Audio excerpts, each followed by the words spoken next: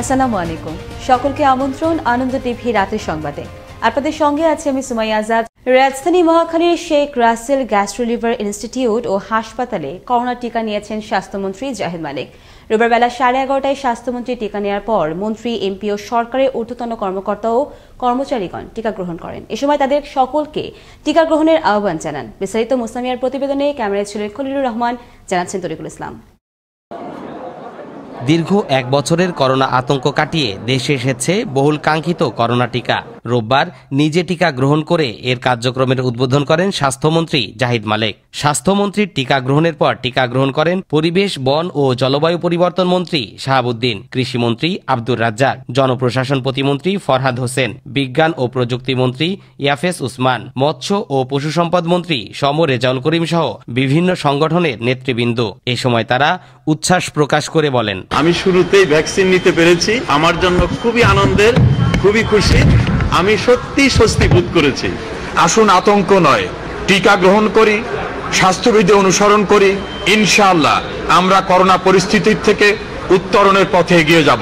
আমরা নিজেরা প্রথম নিয়েছি এবং আমরা সুস্থতা অনুভব করতেছি, আমরা সুস্থ আছি। টিকা নিয়ে 30 মিনিট বিশ্রাম শেষে স্বাস্থ্যমন্ত্রী জাহিদ মালিক টিকার কোনো পার্শ্ব প্রতিক্রিয়া নেই উল্লেখ করে বলেন, টিকায় কোনো পার্শ্ব প্রতিক্রিয়া নাই, আপনারা টিকা গ্রহণ করুন। এবং টিকা মানে ভ্যাকসিন মিনস ভিক্টরি। বিরূপ কথাবার্তা, সমালোচনা যাতে কেউ না করতে পারে, লোকে কোনো কানে না নেয়, সেই দিকে সকলকে খেয়াল রাখতে হবে। এছাড়া শহীদ সোহরাওয়ার্দী মেডিকেল কলেজ হাসপাতালে চিকিৎসক, সেবিকা, কর্মকর্তা, কর্মচারী সহ 250 নিবন্ধনকারী কোভিড-19 ভ্যাকসিন গ্রহণ করেছেন। এ সময় টিকা গ্রহণকারীরা এর কোনো পার্শ্ব প্রতিক্রিয়া নেই জানিয়ে সকলকে টিকা গ্রহণের আহ্বান জানান। মানে যেটা সবার মধ্যে, জনগণের মধ্যে একটা ভয়, টিকা নিয়ে ভয়, এটার কোনো কিছুই নেই, একদম নর্মাল, এজ ইউজুয়াল। আমি তো নর্মাল, কোনো অসুবিধা হয়নি, তো আমার তো ভালোই লেগেছে। রেজিস্ট্রেশন ছাড়া কাউকে দেওয়া যাবে না, এই জন্য আমরা সবাইকে অনুরোধ করব যে এই রেজিস্ট্রেশন খুবই সহজ, খালি তার তথ্য দিতে হয়। তথ্য দিয়ে রেজিস্ট্রেশন করে এখানে আসলে তবে সুবিধা।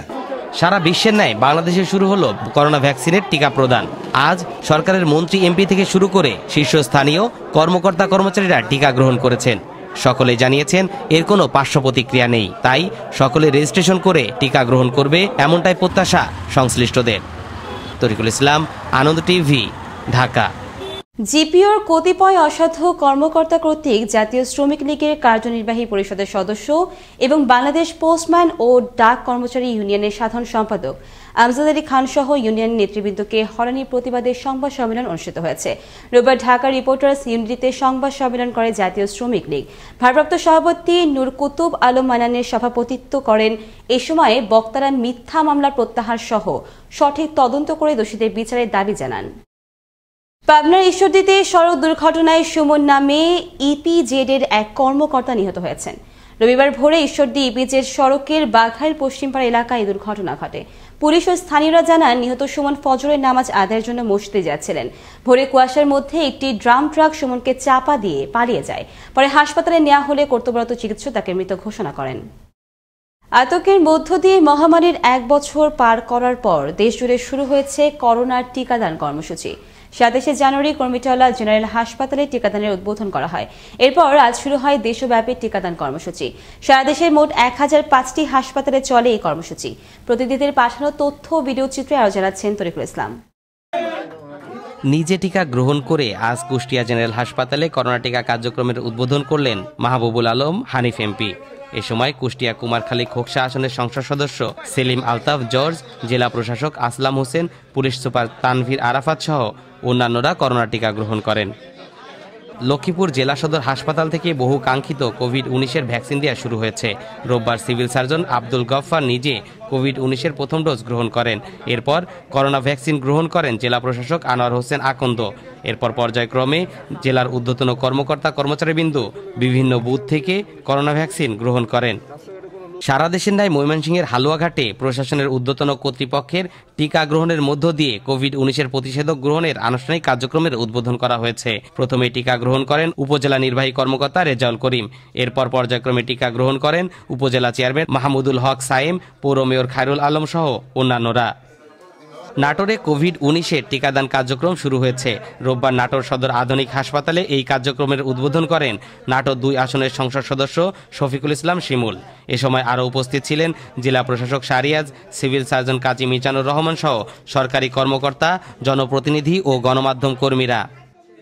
সারা দেশের ন্যায় ফরিদপুরের সদরপুর উপজেলা স্বাস্থ্য কমপ্লেক্সে করোনা ভ্যাকসিন টিকা কার্যক্রমের উদ্বোধন করা হয়েছে। রোববার প্রধান অতিথি হিসেবে এর উদ্বোধন করেন উপজেলা চেয়ারম্যান কাজী শফিকুর রহমান। এ সময় আরও উপস্থিত ছিলেন উপজেলা নির্বাহী অফিসার পূরবী গোলদার সহ অন্যান্যরা। সিরাজগঞ্জে করোনা ভ্যাকসিন টিকাদান কার্যক্রম শুরু হয়েছে। সিরাজগঞ্জ 250 শয্যা শেখ ফজিলতুন্নেসা মুজিব জেনারেল হাসপাতালে এর উদ্বোধন করেন সিরাজগঞ্জ 2 আসনের সংসদ সদস্য ডাক্তার হাবিবে মিল্লাত মুন্না। এরপর নানা শ্রেণী পেশার মানুষ টিকা গ্রহণ করেন। আজ থেকে টাঙ্গাইলের 12টি উপজেলায় একযোগে করোনা ভ্যাকসিন প্রয়োগ কার্যক্রম শুরু হয়েছে। জেলার 42টি কেন্দ্রে নিবন্ধিত ব্যক্তিদের শরীরে করোনা ভ্যাকসিন প্রয়োগ কার্যক্রম শুরু হয়। টাঙ্গাইল 250 শয্যাবিশিষ্ট জেনারেল হাসপাতালে জেলা প্রশাসক আতাউল গনির শরীরে প্রথম করোনা ভ্যাকসিন প্রয়োগ করা হয়। পরে জেলা পুলিশ সুপার সুজিত কুমার রায় ভ্যাকসিন গ্রহণ করেন। ময়মনসিংহের ভালুকায় কোভিড-19 টিকাদান কার্যক্রম শুরু হয়েছে। সকালে উপজেলা স্বাস্থ্য কমপ্লেক্সে নিজে টিকা গ্রহণ করে এই কার্যক্রমের উদ্বোধন করেন সংসদ সদস্য কাজিমউদ্দিন আহমেদ ধনু। পরে টিকা গ্রহণ করেন উপজেলা চেয়ারম্যান আবুল কালাম আজাদ সহ অন্যান্যরা। দেশের করোনা নিয়ন্ত্রণে একটি কার্যকরী পদক্ষেপ গ্রহণ করল সরকার। তাই সকলে নিবন্ধন প্রক্রিয়া শেষ করে টিকা গ্রহণ করবেন এবং করোনামুক্ত হবে বাংলাদেশ, এমনটাই প্রত্যাশা সকলের। Tarikul Islam, Ananda TV, national desk. Rangpur সেনানিবাসে শুরু হয়েছে বঙ্গবন্ধু শেখ মুজিব ডিজিটাল ঢাকা ম্যারাথন 2021।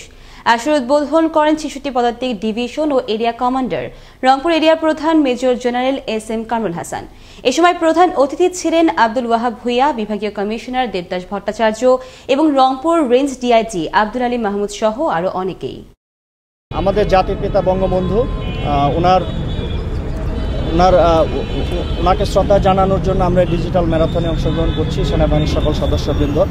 আমি মনে করি এটি একটি অনেক বিরাট বড় সুযোগ এবং একটা আনন্দঘন সময় এরকম একটি অনুষ্ঠানে অংশগ্রহণ করতে পারা।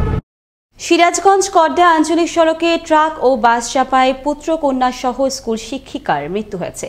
এই ঘটনায় রিকশা চালক গুরুতর আহত হয়। রোববার শহরের SB ফজলুল হক সড়কের কালাচান মোড় এলাকায় এ দুর্ঘটনা ঘটে।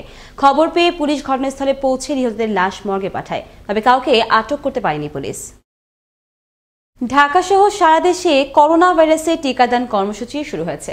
রোববার সকালে স্বাস্থ্য অধিদপ্তর থেকে টিকাদান কর্মসূচি উদ্বোধন করেন স্বাস্থ্যমন্ত্রী জাহিদ মালিক। এরপর দেশের 1005টি কেন্দ্রে এই প্রতিষেধক দেওয়া হচ্ছে। আমাদের প্রতিনিধিদের পাঠানো তথ্য ও ভিডিও চিত্রে আরও জানাচ্ছে নয়নমণি।